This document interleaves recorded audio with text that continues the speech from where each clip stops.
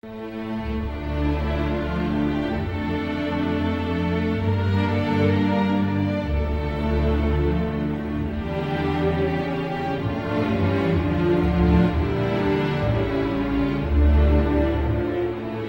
les amis chez moi, allumons les bougies de Shabbat et célébrons ensemble le Seigneur, qu'il est bon, qu'il est doux pour des frères d'être ensemble.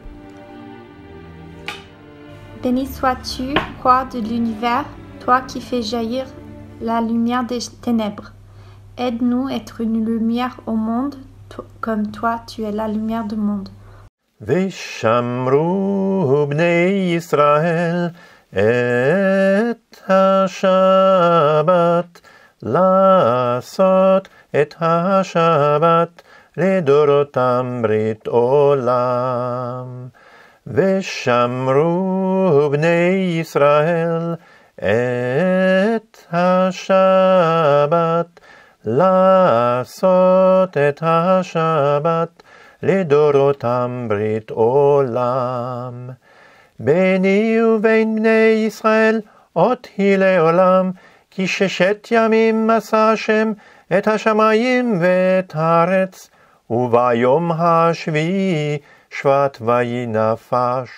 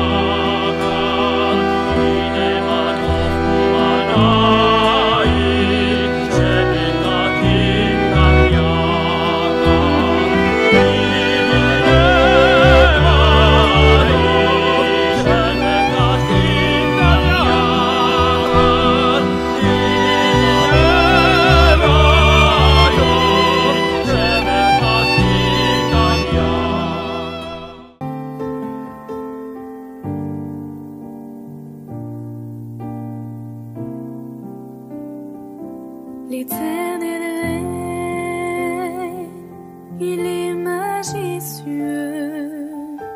L'Éternel règne, il est saint de force.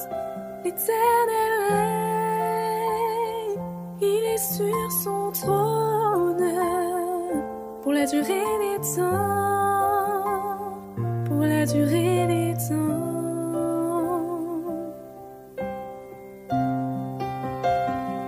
Dieu est puissant dans les lieux célestes, ses témoignages sont véritables. La sainteté convient à sa maison pour la durée des temps, pour la durée des temps.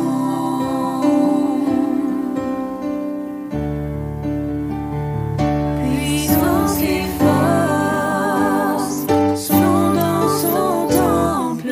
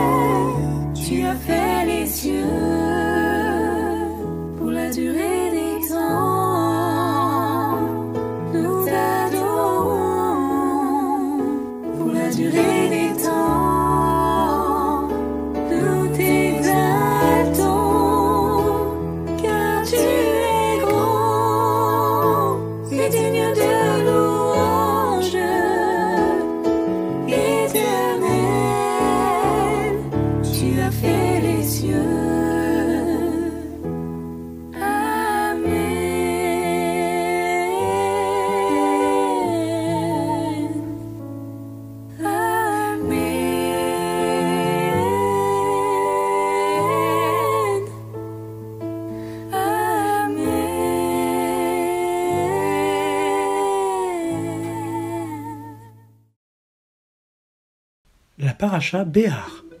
Parfois j'écoute des interviews un peu bizarres à la radio. L'autre jour il y avait ce gars, pas très doué en histoire, qui criait aux journalistes « Ah ouais mais les juifs d'Europe ont submergé la Palestine en 48 et du coup il y a 2 millions d'Arabes qui ont préféré partir face aux 5 armées qui venaient nettoyer tout ça, blablabla. Bon, ça s'est pas passé comme prévu mais nous on veut pas d'une partition, on veut tout le territoire. » Le résumé que faisait l'interviewé de l'histoire du Moyen-Orient était assez moyen.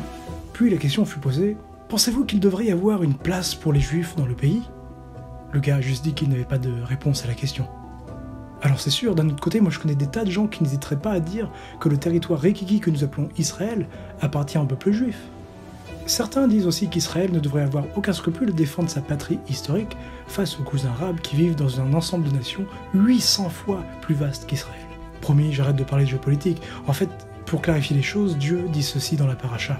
« Les terres ne se vendront point à perpétuité, car le pays est à moi, car vous êtes chez moi comme étrangers et comme habitants. » Donc cette fameuse terre n'appartient pas à Israël, elle appartient avant tout à Dieu. Autre truc à son importance, aucun Israélite ne possède un autre Israélite. Jadis, un Israélite qui traversait des moments difficiles pouvait certes se vendre en servitude, mais quand le jubilé arrivait chaque 50e année, il était libre de quitter son maître. Le code éthique d'Israël est enraciné dans le fait que Hachem est le véritable Meler Olam, le roi de l'univers. Donc la terre d'Israël ainsi que le reste du monde lui appartiennent. En tant que créateur souverain, il avait le droit de déterminer comment son peuple vivrait sur sa terre. Par ailleurs, Dieu a créé le monde en 6 jours et s'est reposé le 7e jour. Les enfants d'Abraham, appelés à refléter l'image de Dieu, devaient également se reposer le 7e jour, après 6 jours de travail. De plus, chaque 7e année devait être une année de repos. Après 7 fois 7 ans, la liberté a été proclamée pour la terre, la propriété et les esclaves. En Daniel 9, on comprend que le jubilé ultime d'Israël se déroulera quand Israël sera libéré du péché et de la transgression, par le Messie qui sera retranché par la mort. Après que le Messie ait été retranché pour nos péchés, il n'y avait plus besoin de sacrifice, et donc Dieu a enlevé le temple. Être libéré du péché, ça c'est quelque chose qui mérite d'être célébré, c'est un jubilé. La paracha Berukotai. L'autre jour, j'étais tranquillement en train de faire la queue à l'as du falafel derrière un groupe de touristes américains. L'un d'eux parlait d'une fierté nationale chez les Yankees, Mark Twain. Et c'est vrai que ce grand écrivain agnostique a publié un jour un essai intitulé « Concernant les Juifs ». Il y reconnaît qu'il y a quelque chose en termes de pure raison qui est inexplicable au sujet du peuple juif. En gros, les juifs constituent à peine 1% de la race humaine. Il y a toujours eu une voix juive dans le monde malgré tout. Son importance est d'ailleurs excessivement disproportionnée en comparaison à la petitesse de son volume. Le peuple juif a beaucoup contribué à la littérature, aux sciences, à l'art, à la musique, aux finances, à la médecine, au monde high-tech ou à l'agriculture. Ce peuple a fait un merveilleux combat dans le monde à toutes les époques et il a fait les mains liées derrière lui quelque part. Beaucoup de nations ont fait un grand bruit, ont levé leur flambeau, puis sont sortis de la scène, ou s'assoient dans le crépuscule désormais. L'Égypte, Babylone, la Perse, les Grecs, les Romains, etc. Le peuple juif a vu et côtoyé ces nations, et il a survécu, tout en gardant son esprit alerte et vif. Il semble presque que tout est mortel, sauf le peuple juif. Toutes les autres forces passent, mais lui, il reste. Quel est le secret de son immortalité ? En tant qu'agnostique, Mark Twain n'avait pas de réponse à sa question. Mais en quelque sorte, les 2 derniers chapitres de Vayikra fournissent la réponse. Malgré toutes les chances contre eux, le peuple juif a survécu, car on se trouve dans une relation unique avec le créateur de l'univers. Le chapitre 26 de Lévitique se déroule sous la forme d'un ancien traité suzerain. Dans le Moyen-Orient antique, les rois puissants initiaient des alliances avec les rois conquis. Le suzerain imposait certaines conditions aux vassals conquis, énonçant les avantages qui découleraient du respect de l'alliance et les conséquences de la désobéissance. Hachem était le tout-puissant suzerain d'Israël. Il avait racheté le peuple juif de l'Égypte et les emmené dans le pays qu'il avait préparé pour eux. Le respect des règles garantissait que le peuple se retrouverait dans des conditions proches du jardin d'Éden. Cependant, la désobéissance d'Israël eut des conséquences. Le reste, comme on dit, appartient à l'histoire. Mais Vayikra se termine sur une note d'espoir. Si, quand Israël dans son exil se repent et se tourne vers Dieu, celui-ci aura pitié du peuple juif et le restaurera. Nous savons par les derniers prophètes que même après le retour des exilés, les Juifs n'ont pas répondu à ce qui était exigé d'eux. Jérémie en parle dans la Haftara. Le cœur est tortueux plus que toute autre chose et il est incurable. Qui pourrait le connaître ? Et pourtant, Dieu est resté inconditionnellement fidèle à Israël. Je me souviendrai de mon alliance avec Jacob, je me souviendrai de mon alliance avec Isaac et de mon alliance avec Abraham, et je me souviendrai du pays. En fait, s'il n'y avait eu que l'alliance faite au mont Sinaï, Mark Twain n'aurait jamais pu écrire son célèbre essai, parce qu'Israël aurait disparu il y a des siècles. L'espoir d'Israël réside dans l'alliance inconditionnelle faite à Abraham en Genèse 15. Dieu a pris la responsabilité exclusive de respecter l'alliance, étant disposé à être divisé en deux, comme les animaux du sacrifice, tués par Abraham, plutôt que de renier ses promesses. C'est là le secret de l'immortalité du peuple juif. Il a un Dieu qui veut devenir l'un d'eux et même mourir pour eux. Merci Joël pour ce retour enthousiaste sur la paracha de la semaine passée, la paracha Béar, ainsi que la paracha Bechukotai. Alors, ce soir, nous quittons l'univers singulier des sacrifices et des lois sur la sainteté de Vaïkra pour entrer dans des textes peut-être plus narratifs. Cependant, nous commencerons les premiers chapitres de Bamidbar par une longue énumération de chiffres relatifs au recensement de la population israélite. Pas très captivant comme texte, peut-être, et pourtant. Ces premiers versets n'ont rien d'anodin ou de futile détail pour le lecteur. Le peuple d'Israël, le peuple d'esclaves, plusieurs siècles durant, se trouve affranchi par Dieu à Pessah et conduit par Moïse hors d'Égypte dans des circonstances extraordinaires que nous connaissons bien. Le peuple a franchi la mer des Joncs et s'apprête à entreprendre un long périple dont il n'a pas encore vraiment conscience, et notamment dans un désert qui lui est totalement inconnu. Peu avant nos premiers chapitres de Bamidbar, il y a l'épisode dramatique du veau d'or, suivi de la longue confection du tabernacle pendant presque une année entière. Voici qu'à présent, le peuple est disposé à commencer sa longue marche dans le désert, loin de tous les peuples alentours, et peut-être aussi de toutes les tentations de ce monde, du moins peut-on le supposer. Nous lisons alors dans Nombre, chapitre 1, verset 1, donc le tout début du livre de Bamidbar. Dans le désert du Sinaï, dans la tente de la rencontre, le premier jour du 2e mois, la 2e année, à compter de leur sortie d'Égypte, le Seigneur dit à Moïse : « Faites le dénombrement de toute la communauté des Israélites, clan par clan, famille par famille, en comptant tête par tête les noms de tous les mâles. Toi et Aaron, vous recenserez tous ceux qui sont aptes à porter les armes en Israël, armée par armée depuis l'âge de 20 ans et au-dessus. Il y aura avec vous un homme par tribu, le chef de sa famille.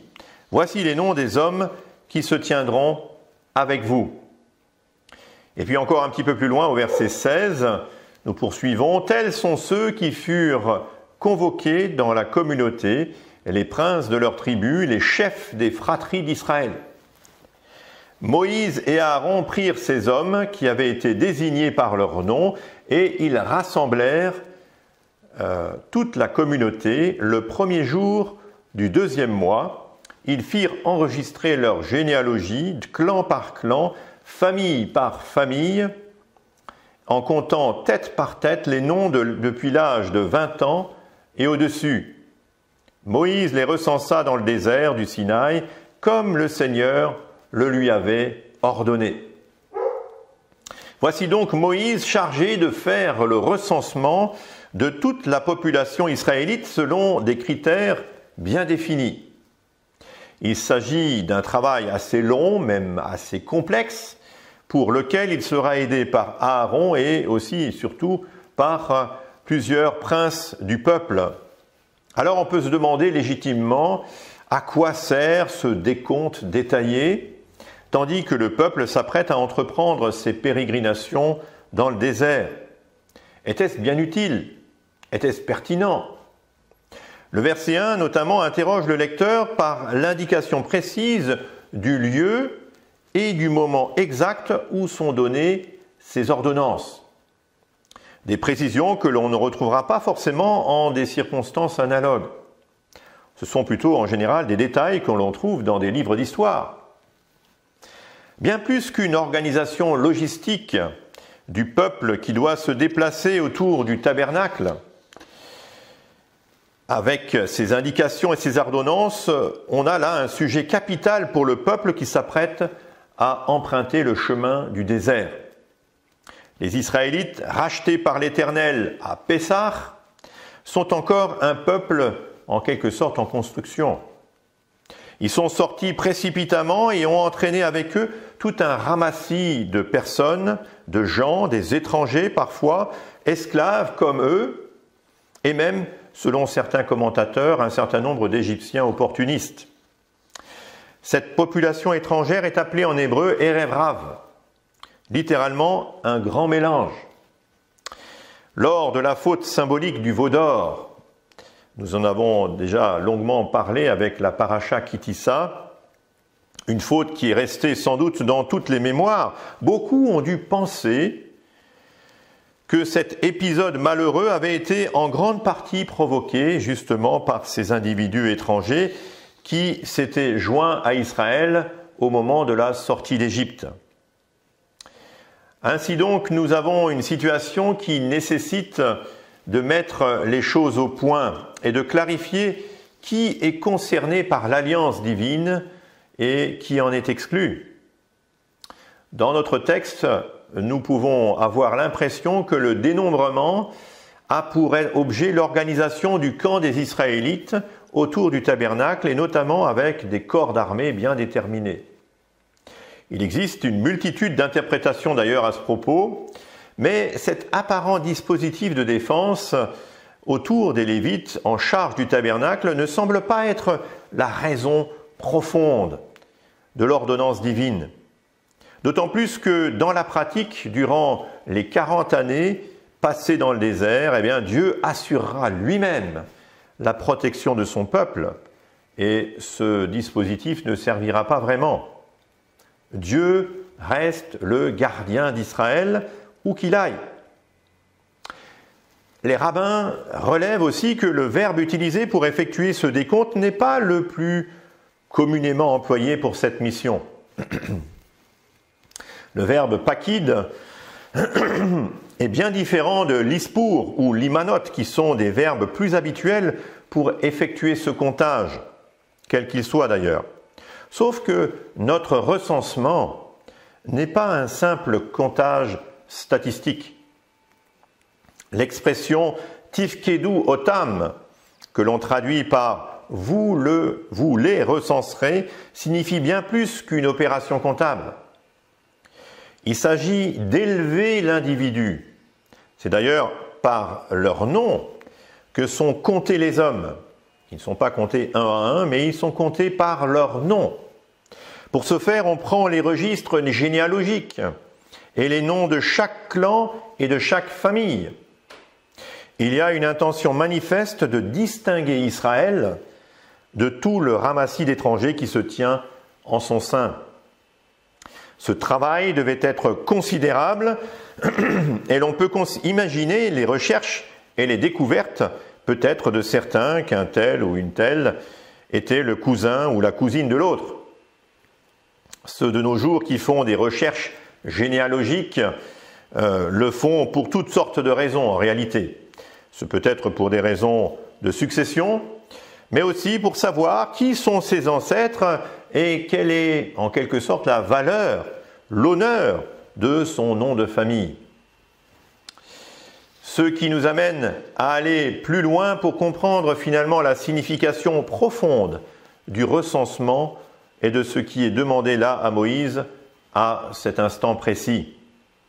Les règles en la matière sont données juste avant l'épisode funeste du veau d'or, peu avant le début de notre paracha, en tout cas chronologiquement. Lisons en Exode chapitre 30, versets 11 et suivants. Le Seigneur dit à Moïse, « Lorsque tu feras le dénombrement des Israélites pour les recenser, chacun d'eux donnera au Seigneur une rançon pour lui-même. » Lors du recensement, ainsi, lors de ce recensement, il n'y aura pas de fléau parmi eux. Voici ce que donneront tous ceux qui passeront au recensement, un demi-cycle selon le cycle du sanctuaire, qui est de 20 guéras. Ce sera un prélèvement d'un demi-cycle pour le Seigneur. Quiconque passera au recensement depuis l'âge de 20 ans et au-dessus donnera le prélèvement du Seigneur. Le riche ne payera pas plus, le pauvre ne payera pas moins d'un demi-cycle pour le prélèvement du Seigneur comme rançon pour eux-mêmes. Tu recevras des Israélites l'argent de la rançon et tu l'emploieras au service de la tente de la rencontre. Ce sera une évocation des Israélites devant le Seigneur, une rançon pour eux-mêmes.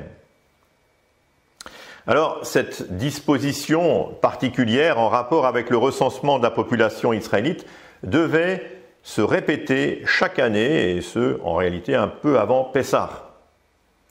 Cela conforte notre intention à considérer le recensement dans notre paracha comme n'ayant rien à voir avec une évaluation comptable, une évaluation statistique. L'élévation d'un nom parmi les Israélites est liée à sa consécration et le rappel de sa rançon pour le Seigneur. D'un point de vue pratique, eh bien, chaque homme paie chaque année pour l'entretien du tabernacle, certes, mais en réalité, cette offrande est le rappel de sa propre rançon.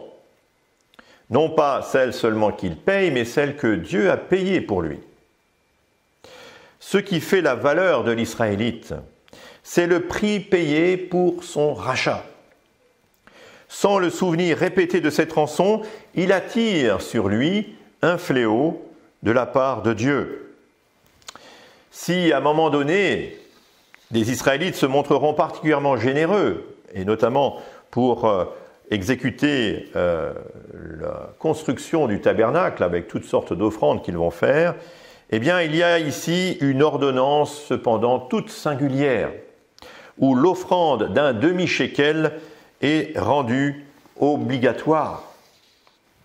L'idée même que cette offrande soit obligatoire, sous peine probablement d'exclusion d'ailleurs, eh bien, et qu'elle soit mentionnée même à plusieurs reprises comme une rançon, eh bien, et même certaines versions précisent même que ce n'est pas seulement une rançon, mais même un moyen d'expiation. Eh bien, cela est de nature à rappeler aux Israélites qu'ils appartiennent à Dieu en vertu d'une transaction. La valeur assez faible de cette rançon n'est pas ici ce qui est le plus important à mettre en relief. Il convient surtout de mentionner que cette rançon est la même pour tout le monde et que personne n'en est exempté. Nous voilà donc fixés un peu sur le sens profond du recensement dont il est question dans notre paracha. Alors on peut dès lors s'interroger aussi sur la raison qui conduit à recenser uniquement les hommes âgés de 20 ans révolus, propres à aller au combat. Dès lors que la maturité de l'homme est fixée à 13 ans, qui est l'âge de la bar mitzvah, pourquoi attendre 20 ans pour fixer une autre limite, une autre frontière? Certains pensent qu'en fait, à cet âge, l'homme, avant 20 ans, on s'entend, l'homme est encore une charge dans le cadre de sa famille. Peut-être en phase aussi, il y a encore une phase d'apprentissage, de découverte. Cependant, il faut sans doute voir dans cette limite d'âge des 20 ans quelque chose qui est en relation avec sa capacité à livrer combat, à être incorporé dans l'armée. Je me demande si ce choix n'est pas lié à la nature et à la fonction combattante, finalement, de l'Israélite ayant atteint cet âge. Alors, il est probable que l'homme ayant atteint l'âge de 20 ans, mais n'ayant aucune capacité militaire, capacité de combat, peut-être quelqu'un qui a une infirmité, par exemple, était de toute manière déchargé du service militaire. Mais ici, on est dans un autre registre, et même un homme ayant des limitations sur le plan militaire, eh bien, devait payer sa rançon. L'Israélite est ici, lors du recensement, élevé par son nom, au rang de responsable et de représentant en quelque sorte du Dieu vivant face aux nations païennes auxquelles il peut être amené à livrer bataille. L'armée d'Israël n'est pas une armée de mercenaires sans nom qui serait simplement employée et payée pour livrer combat, comme on pouvait peut-être l'imaginer ailleurs et parmi d'autres peuples. l'armée d'Israël est en quelque sorte représentante du Dieu vivant, défendant le nom de son Dieu face à des ennemis soumis, eux, à l'influence du diable. En payant sa rançon, l'Israélite se rappelle qu'il a été racheté par Dieu et qu'il est incorporé en quelque sorte dans l'armée d'Israël comme dans l'armée de Dieu. Alors, avec cette considération, nous pouvons mettre en perspective les différentes guerres auxquelles Israël s'est livré ou sera confronté ici dans le futur, notamment lors de la conquête du pays de Canaan. La guerre sous la conduite de Josué ne sera pas une simple bataille comparable aux centaines d'autres qui se sont déroulées au cours de l'histoire de l'humanité. Non. Israël, représentant de Dieu sur la terre, peuple racheté par l'Éternel, se trouve en quelque sorte comme un peu le champion de Dieu, témoin au milieu des peuples païens. Il manifeste ce témoignage par sa fidélité et la présence de l'Éternel marchant au milieu du peuple, et ce à travers notamment le tabernacle. Mais il y a aussi quelquefois des situations où, livrant bataille contre des peuples symboliques, contre Amalek et les peuples de Canaan, le peuple d'Israël manifeste un jugement contre des peuples hostiles à Dieu. Mais soyons clairs jusqu'au bout, même les défaites d'Israël, Israël a aussi eu des défaites, malheureusement, eh bien même ces défaites représentent un témoignage envers les peuples. L'infidélité du peuple d'Israël, l'amenant à la défaite puis à son exil, constitue aussi le gage de la fidélité de Dieu, et fidélité de Dieu à ses promesses, et même un témoignage auprès des peuples qui reconnaissent que Israël est le peuple de l'Éternel et que ses infidélités sont rendues par Dieu, sont punies par Dieu en quelque sorte de cette manière. Alors si on ramène la situation à un contexte spirituel, le recensement d'une armée devant livrer bataille, un combat spirituel, ne peut être composé que de ceux que Dieu a rachetés pour leur salut. Et j'ajouterai de ceux qui s'en souviennent. On voit bien que ce recensement n'a rien de fortuit ou d'anecdotique. Il est même essentiel, on peut dire, avant de livrer bataille. Qui plus est, dans une bataille de nature spirituelle. Alors il nous faut conclure, et comme je le dis souvent, on n'a fait qu'effleurer notre texte, tant qu'il y aurait à dire et à retenir pour notre vie de tous les jours de ces nombreux versets, de ces chapitres, et ici de Bamidbar. Le recensement de la population des Israélites, et même des Lévites, en tout cas à part, comporte une dimension spirituelle indéniable. Il y a comme la nécessité de réunir tout le peuple sous une seule bannière, le nom du Dieu d'Israël, un nom qui élève.